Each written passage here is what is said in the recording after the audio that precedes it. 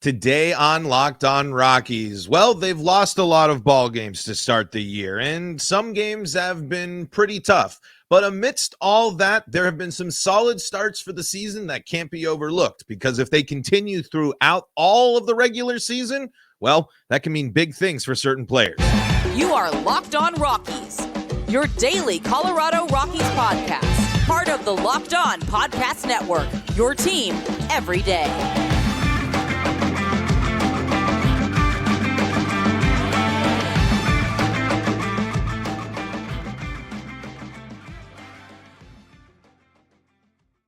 Rock on Rockies fans, welcome into the Locked On Rockies podcast for today, the 12th day of April in the year 2024. I'm your host of the Locked On Rockies podcast, Paul Holden, bringing you your daily Colorado Rockies talk right here on the Locked On Podcast Network, where you can make us your first listen of the day. We're also free and streaming on your favorite streaming services, bringing you all your daily Rockies talk right here on your favorite streaming services and the Locked On Rockies YouTube channel, where you can be part of the show. You can fire off your Rockies hot takes. You can be part of the show by letting me know what's on your mind, just like NJ Hawk 40, who says, I believe it comes down to two very key things for me based on what I'm seeing. One, the pitchers as a whole not showing command in the strike zone or giving other teams extra at-bats that has haunted us. And another thing, can somebody please show me discipline at the plate? Take some pitches, be a tough out, make the opposition work. Charlie Blackmon and McMahon can't be the only ones on the team that are tough outs. That's from NJ Hawk 40 there in the Locked On Rockies YouTube comment section. And you know what? I agree. There is some stuff that to be frustrated there about the players that have scuffled out of the gate. But trying to bring a little bit of some positive energy into the weekend. I know you guys, some of you don't want to hear positive stuff about the Rockies. Whoop. But if you're overlooking the fact that there are Rockies players that are performing well to start the season, then you're missing out. And then you're missing out on kind of the point of a season like this. But I'm with you. I hope that the Rockies really do take notes from the fact that they have an elite guy at the top of the order who can help them really get better quality at bats. But unfortunately, when you're down bad, like Jones and Bryant are, it just seems like, as they mentioned on the broadcast a million times, it just seems like you're down in the count constantly. And that just expands the zone a ton. And it also expands the zone when the umpire expands the zone. But you can keep letting me know what's on your mind, Rockies fans, in the Locked On Rockies YouTube comment section. You can fire off your Rockies hot takes. We read those from time to time. You can ask your questions and more. Check us out there on the Locked On Rockies YouTube channel. Hey, today's episode is brought to you by FanDuel. Make every moment more. Right now, new customers get $150 in bonus bets guaranteed.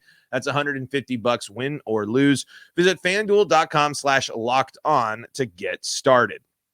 So, folks, I wanted to take a look at some players that have been good for the Rockies, have been effective for the Rockies, and have shown that this team, there's a pulse here. Again, this team, it's really frustrating to be in this position because it's a if ifs and buts were candy and nuts type of situation here, because unfortunately the Rockies haven't done themselves any favors, and the players that have performed haven't always been rewarded for said performance. You can make the starting pitching rotation is an example of that, of their last starts. They kept them in games and in situations to win. And in key moments, some players have stepped up and been able to come up in big situations, and has led to the reason why the Rockies have 3 wins. I mean, it could be less wins if it wasn't for these guys and their performances. It could be worse. And I know that it's crazy to think that for some of you, but there are players that are showing us that they are impact guys, and it starts at the top of the order. If you thought that Charlie Blackmon wasn't able to still be a contributor at the dish, you're crazy. He's immediately shown that he is someone that is still one of the best hitters on the Rockies roster right now, and definitely the most professional hitter on the Rockies roster right now. Charlie Blackmon so far has had 43 at-bats. He's gotten hits in 14 of them, including a home run that he golfed nearly off the ground, with a 326 batting average, with 6 runs scored, 6 RBI, a stolen base. His the rest of his line is 396 OBP, a slugging of 558, an OPS of 954 for an OPS plus of 150. Yes, we need to see this continue for the rest of the season, but are you really in a position to doubt Charlie Blackmon? Like, has Charlie Blackmon really given you any reason to believe that that's not what he can do?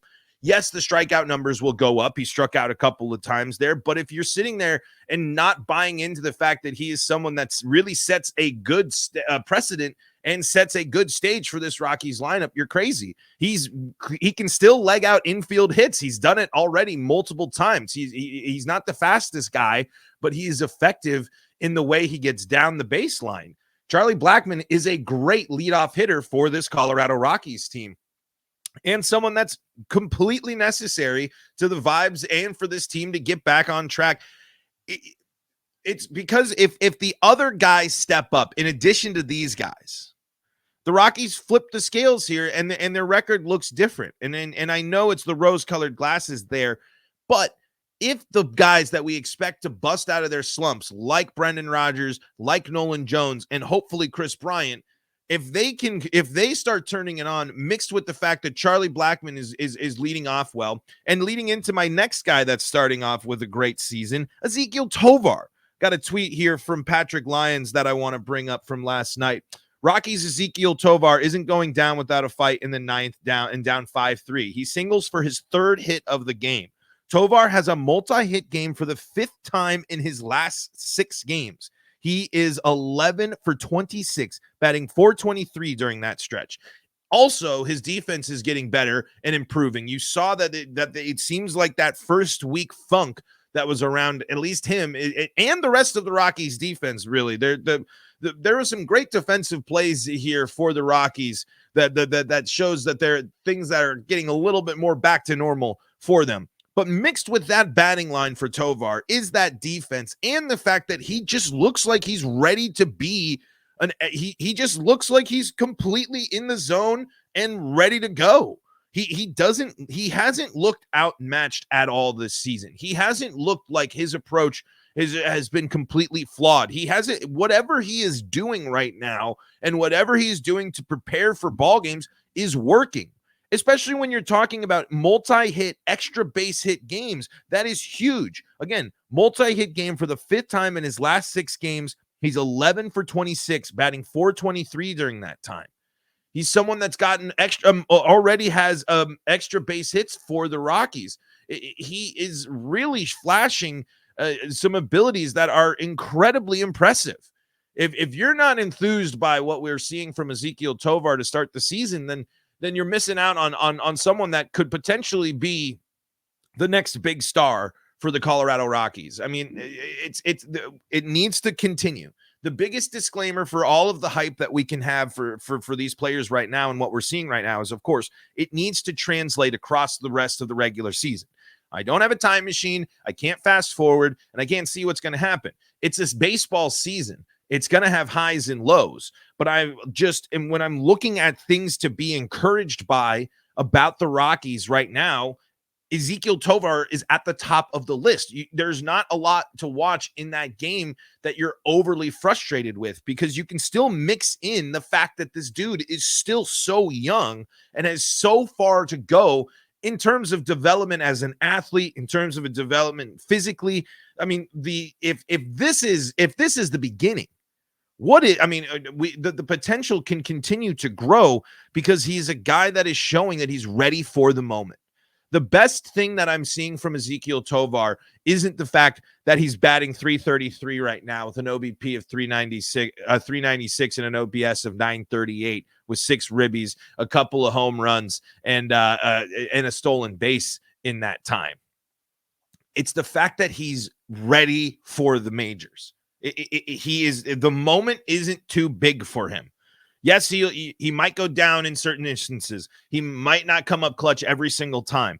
But Ezequiel Tovar just got slotted into the top of the lineup last night, or the other night, for the Rockies. And it's a sign of not only his confidence, but of the organization's confidence in him. And as much as we have judged the confidence and the evaluation of this organization, Right now, Ezequiel Tovar is passing all of the tests and passing those tests with flying colors. I think he is a guy that you can sit there and really start to get very, very excited about.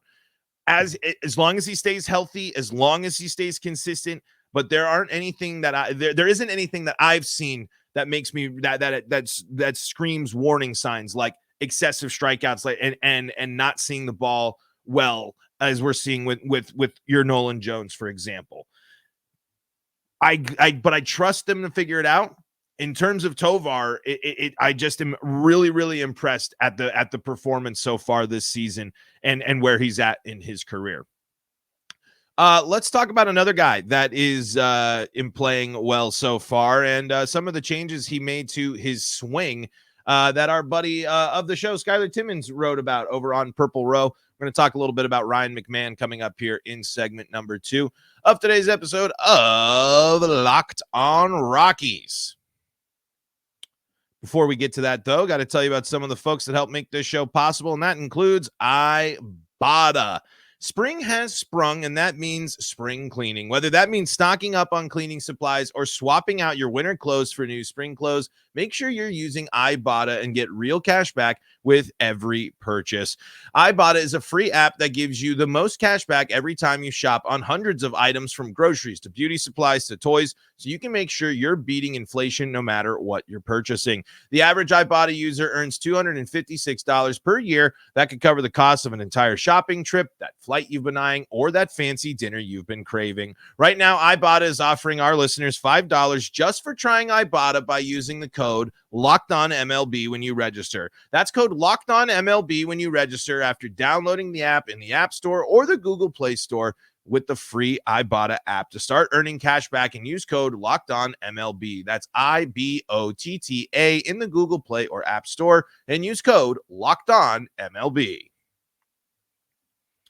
This is the Locked on Rockies podcast, for free and streaming on your favorite streaming services, bringing you your daily Colorado Rockies talk right here on the Locked on Rockies podcast and the Locked on Podcast Network, where you can check us out free and streaming on your favorite streaming services. Hey, you can also check out your Rockies play-by-play action on SiriusXM. Catch all the action between the Rockies and the Blue Jays this weekend on SiriusXM. Just search Colorado Rockies on SiriusXM or the SiriusXM app. And hey, if you are watching Fox Sports or ESPN on your TV all day and have to turn down the volume with all that shouting, you can make the switch over to Locked on Sports Today, a free 24/7 sports streaming channel programmed for you every day to bring you the biggest stories without all the screaming.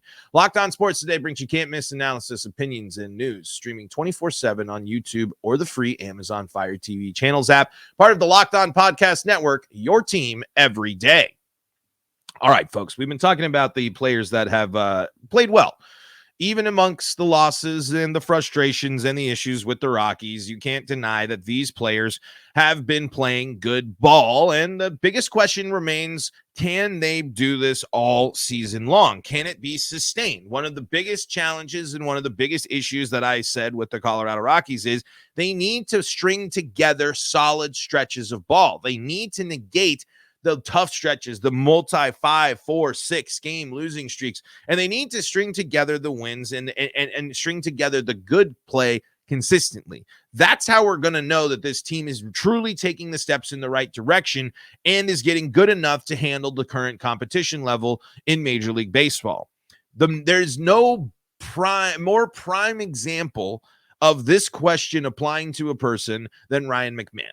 We've been asking or wondering and considering, is this the Ryan McMahon breakout year for every single year that he's been here? Just about. He's shown the flashes, he's shown the moments, and he's certainly done that to start the season with arguably a version of Ryan McMahon that, if you've been watching long enough, makes you a little bit more jazzed up. He is clearly someone that is a seasoned veteran baseball player, and I think he really, I'm just guessing here, but I think he wants to be remembered more than just an average baseball player. I think Bill Schmidt's words of calling him average so far not are something that are to insult him, but something that I think might drive him a little bit more. I think Ryan McMahon believes that he has the capabilities and has the talents. He just hasn't been able to fully show them off.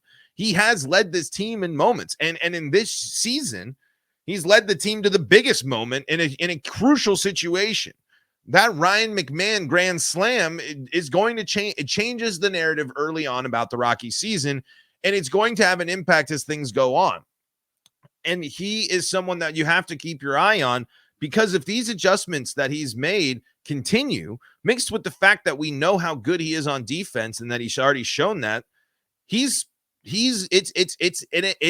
enticing. It's just so hard to fully buy in on the Rymac train. But the good news is he's just turning 29 this year. If we are now finally seeing prime Ryan McMahon, and we're seeing it right as he's getting to this stage in his career, you can be encouraged that he's going to be able to replicate this for a few more years and continue to hold it down over there. I just have to see this for more than 2 weeks. I have to see this for months. I have to see a full 162 of a solid, great Ryan McMahon season. Not a good Ryan McMahon season, not a flashes here and there season. I really am hoping that this is the season that Ryan McMahon can show us a great Ryan McMahon season and build off of this start that he's had so far. 47 at-bats for Ryan McMahon here, 18 hits in that time, 2 of them being home runs. He's driven in 9 with a batting average of 383, an OBP of 464, and an OPS of over 1,000, 1.017. That's the best. He's clearly setting the example for the Rockies. He's showing what he can do, and we know how much power and how good he is. That grand slam was the prime example. It's just going to have to be, unfortunately, wait and see. But one of the things that you can look at is the fact that he has changed his swing a little bit. And this is, we're reading from Purple Row here. Ryan McMahon's swing mechanics are yielding good omens, by friend of the show, Skylar Timmons, over on Purple Row. In order to address the strikeouts, MLB.com's Thomas Harding reported that McMahon worked out with a large 38-ounce bat in the offseason, a stark contrast from the 31.5-ounce bat he typically swings in order to keep his hips and hands in proper sequence, resulting in a tighter, more compact swing, which is supposed to help limit strikeouts. I worked on my 2-strike approach a lot, McMahon told Purple Row. That's been a topic that I talked about basically all spring with the hitting coaches, and that's basically what we talked about.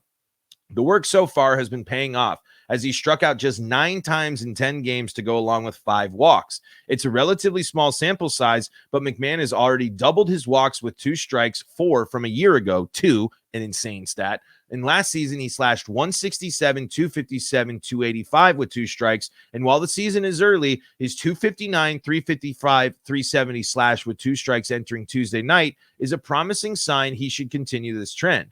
The only thing is, don't give away any at-bats. That's my goal, McMahon said. I think if I do that, everything else I want to happen to me for this team. If we do that, a lot of good things happen. He's also changed up the swing timing and the mechanics a little bit here. Skylar says, notice that McMahon's stance was upright and squared parallel towards the pitcher. This is referencing a stance from last year. And still had a loopier uphill swing that had developed during his time in the minors, losing the smooth swing he used to have. His hands already up over the shoulder with the bat, still basically messing it up here. Compare that to the walk-off grand slam, and he says, one of the first things to notice is that in his stance, he appears a tiny bit wider and sits in a little bit deeper on his legs in a slightly closed stance. The wide base and resting load position help limit and simplify his swing mechanics. Less moving parts result in less chance of things getting out of sync. That is a really, really good point. The loop, the depth to the swing, those are all issues. Right now, Ryan McMahon really looks like he's going after and attacking the ball. He's doing something where he can really just go out and keep things tight. And I think it does make sense if you're swinging that heavier bat in the way your motion and the way your hands and your hips are going. If you're swinging that heavier bat and you're working on trying to make the best contact and things of that nature, I like that approach. It's all encouraging, but it's all about replication. And I'm glad that, Skylar mentions it in the piece there. It is the small sample size, but with those increases that you're seeing, those are encouraging. The 2-strike approach is better this year. He worked on it. And if you're already doubling the amount of situations, let me get that again there. The doubles the amount of walks with 2 strikes already from last season. That shows you that his vision and his approach at the dish has gotten better. Now, it's going to continue. We'll see how it goes as we continue to go through and still see some of the arms that the Rockies are going to see. We still are. The Rockies are going to still see some of the best pitchers in baseball consistently with their division. So we'll see how that translates through. But with this change in approach and change in mechanics, you can look at stuff and sit there and say that Ryan McMahon has been making progress. And with those jumps, if we continue to see them, if we see that line, those lines of improvement continue to go up, you can get even more and more excited, because that's an all-star level trajectory. But even if it's not all-star level trajectory, if they're going up or at least staying at those levels, it's an improvement on last year. It's an it shows that he's getting better. And he's someone that has to be one of the Rockies' most efficient batters with 2 strikes. It's clear that Ryan McMahon has to play a role and a factor in the middle of this lineup, especially right now. When you can't trust with your what you thought was going to be either your 2, your 3, or your 4 in Nolan Jones and Chris Bryant to come up big, it does come up with Ryan McMahon. It's his moment. It's his time to carry the offense and carry the offensive load, and he has been able to do so far. But just like we've been saying, and of course with McMahon, will it pan out through the rest of the season? That's the biggest question. That's the biggest what if. But there's a lot more that Skylar dives into on McMahon's swing over here on Purple Row. So I highly, highly suggest you go read the full article. You can get a side-by-side comparison and everything as well. But I'm really liking the approach. I really like learning about McMahon's approach in this offseason and what he did. And I'm really liking this, seeing the results that we've seen so far this year. But Skylar Timmons, Ryan McMahon's swing mechanics are yielding good omens over there on Purple Row. Go check it out. All right, folks, let's look ahead to the Toronto series. What has Toronto been up to? And it's an interesting thing. I mean, I can't even think of the last time the Rockies played in Toronto, to be totally honest. It's got to have been a while. But an interesting series, probably, and a moment, I think, for the Rockies to flex a little bit. And certainly, I'm sure the Blue Jays looking as an opportunity to do some damage. And here's one of the big questions going into this road trip. It's the first example of the Rockies heading on the road after a homestand. How is that offense? How are those players that we talked about are off to a hot start? How is that going to translate on the road? We'll talk about that coming up in segment number 3. Before we do that, though, got to tell you about some of the folks that help make this show possible, and that includes FanDuel. FanDuel is your number one sports book, especially right now as it is prime sports time. We got playoffs right around the corner here for the NBA and NHL. Baseball, it's in full swing and it's around until the fall. FanDuel is your place to bet on every game. Right now, new customers get $150 in bonus bets guaranteed. That's $150 win or lose. Bet on everything from slap shots to home runs to slam dunks. How about those nuggets in those dunks there in that big time win over the Timberwolves? Nuggets looking pretty exciting. So are those Avs. You can bet on all the action on an app that is safe, secure, and easy to use. What are you waiting for? Visit FanDuel.com/lockedon and make your first bet an automatic win. FanDuel, America's #1 sportsbook.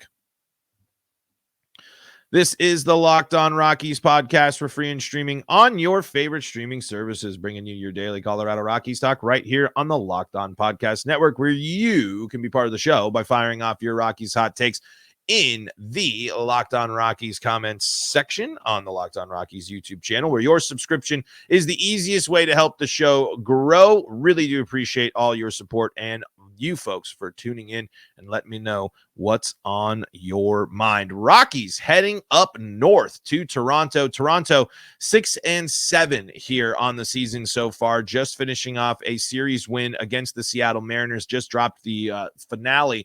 They're in extra innings. They are 2-1 at home so far.